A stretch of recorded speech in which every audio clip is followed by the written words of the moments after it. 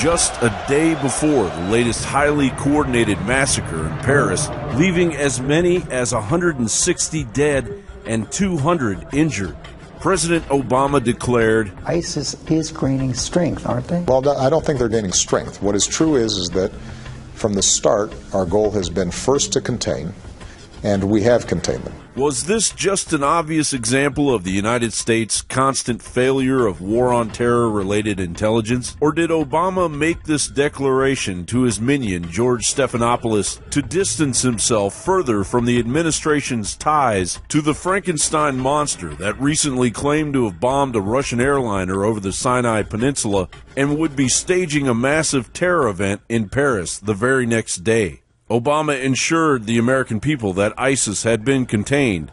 Horrible leadership immediately disrupted as a terror suspect arrested in Paris during the attacks claimed he was from the Islamic State, and ISIS later praised the attacks on Twitter. "Oh, Crusaders, we are coming to you with bombs and rifles. Wait for us," the alleged ISIS tweet read. Before France's decision to seal its borders Friday in response to the Paris terrorist attacks, the country was only willing to enact border control to protect politicians attending a UN climate change summit. In other words, the elite will erect walls to protect themselves from radical Islamic terrorists, but they'll let the population fend for themselves, and unfortunately, this very attitude created the conditions the terrorists needed to launch multiple attacks in Paris.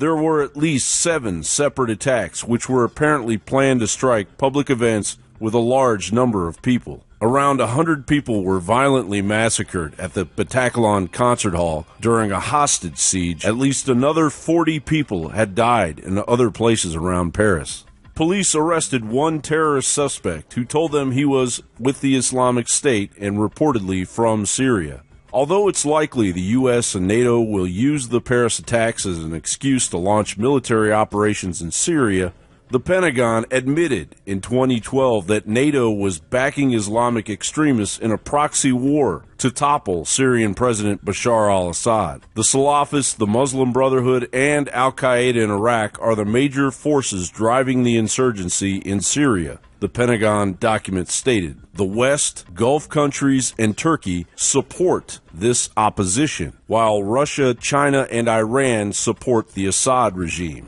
ISIS grew directly out of al-Qaeda in Iraq when the latter gained territory in Syria in 2013. The questions regarding the attacks as retaliation of the assassination of Jihadi John are on a constant mainstream media loop. However, verification of Jihadi John's assassination remains and will remain a mystery. Yet it serves to raise Obama's commander-in-chief status exactly as did the Osama bin Laden assassination hoax. If you want a conspiracy theory to exist, that's how you start it. Like, the most elusive character on the face of the planet, the most elusive human being, the Bigfoot of people. And you catch him and kill him. But, yeah, we chucked him in the drink right away because we didn't want any more problems. John Bound for Infowars.com.